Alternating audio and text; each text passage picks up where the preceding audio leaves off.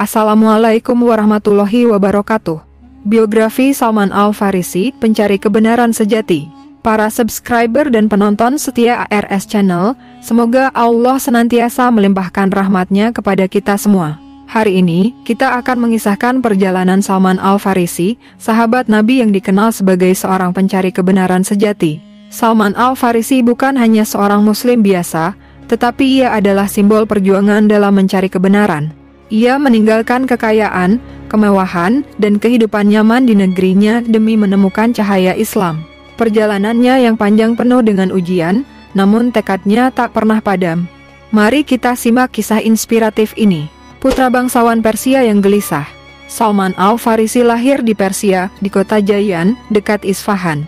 Ayahnya adalah kepala desa sekaligus pemuka agama Majusi yang sangat taat dalam menyembah api. Salman dididik sejak kecil untuk menjadi penjaga api suci, tugas yang dianggap paling mulia dalam agama mereka. Namun, sejak kecil ia sering merenung dan bertanya-tanya, mengapa api yang disembah itu bisa padam? Mengapa Tuhan harus dijaga oleh manusia? Bertemu dengan kaum Nasrani. Suatu hari, dalam perjalanan ke kebun ayahnya, Salman mendengar suara doa yang indah dari sebuah gereja kecil. Ia masuk dan berbicara dengan para pendeta. Setelah mendengar ajaran mereka, hatinya dipenuhi ketenangan yang belum pernah ia rasakan. Salman segera memberitahu ayahnya bahwa agama Kristen lebih benar dari Majusi.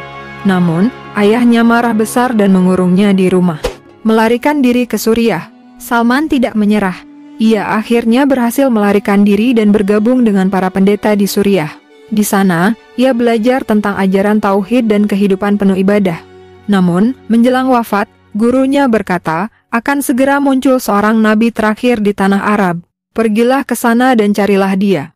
Ditipu dan dijual sebagai budak.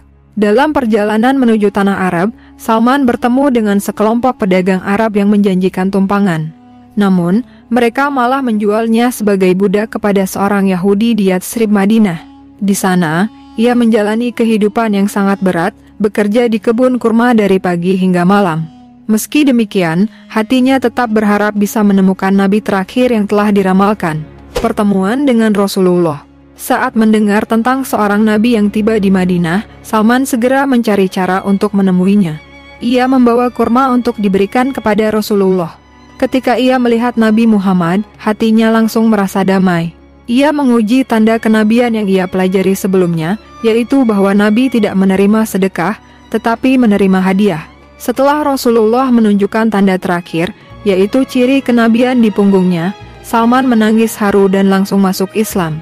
Menjadi Muslim, tapi masih budak. Meski telah menjadi Muslim, Salman masih seorang budak.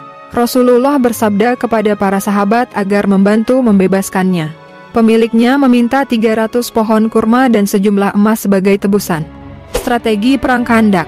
Saat Madinah terancam oleh tentara Quraisy, Salman mengusulkan strategi menggali parit besar untuk menghalangi pasukan musuh. Taktik ini belum pernah digunakan di Jazirah Arab dan terbukti sangat efektif dalam Perang Khandak.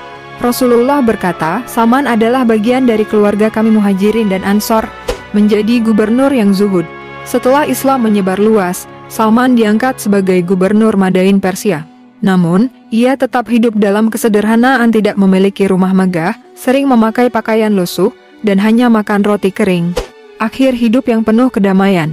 Di usia tua, Salman berkata kepada istrinya, aku telah mencapai yang kucari selama ini. Saat ajal menjemput, ia hanya memiliki sebuah mangkuk kayu, baju lusuh, dan pedang tua. Ia wafat dengan damai, meninggalkan jejak perjuangan yang menginspirasi banyak orang. Itulah kisah Salman Al-Farisi, seorang pencari kebenaran sejati yang mengorbankan segalanya demi Islam. Semoga kita semua bisa meneladani keteguhan iman dan kesederhanaannya. Jangan lupa untuk like, share, dan subscribe ARS Channel. Wassalamualaikum warahmatullahi wabarakatuh.